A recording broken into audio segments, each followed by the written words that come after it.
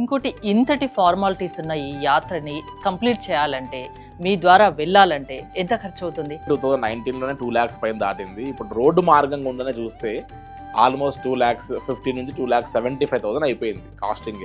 Helicopter రూట్లో వెళ్ళామనుకోండి ఆబ్వియస్గా ఖచ్చితంగా ఎక్కువనే అవుతుంది కాబట్టి ఆల్మోస్ట్ 3 lakhs పైన పెట్టుకుంటే తప్ప మనం కైలాష్ మానసరోవర్ యాత్రకి ప్రశాంతంగా సేఫ్గా వెళ్ళిన పరిస్థితి లేదమ్మా ఈరోజు. అంత డబ్బు పెట్టలేని వాళ్ళకి ఆల్టర్నేటివ్ ఏమైనా ఉందా?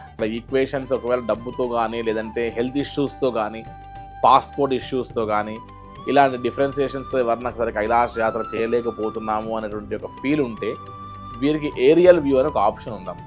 Just Hyderabad to Lucknow fly అయ్యి జస్ట్ 2 hours లక్నో నుండి నేపాల్గంజ్ ఇందాక చెప్పినట్టుగా 4 hours డ్రైవ్లో వెళ్ళిపోవచ్చు. మనం నేపాల్గంజ్ అనేటువంటి ఒక ప్లేస్లో మనం వన్స్ వెళ్ళిన తర్వాత అక్కడ నుండి మనకు నేపాల్గంజ్ పాయింట్ నుండి మనకు Day 2 వాగేశ్వరి అమ్మవారిని అక్కడ అమ్మవారు నాలుక పడ్డ ప్రదేశం శక్తిపీఠం అమ్మవారి దర్శనం చేసుకుని వీరు ఫ్లై అయ్యి హెలికాప్టర్స్ ద్వారా ఫ్లైట్స్ ద్వారా విండో సీట్లో కూర్చొని ఫ్లైట్లో కైలాష్ అండ్ మానసరోవర్ 2 దృశ్యాలని కూడా మనం పైనుండి ఆకాశం నుండి చూడొచ్చు.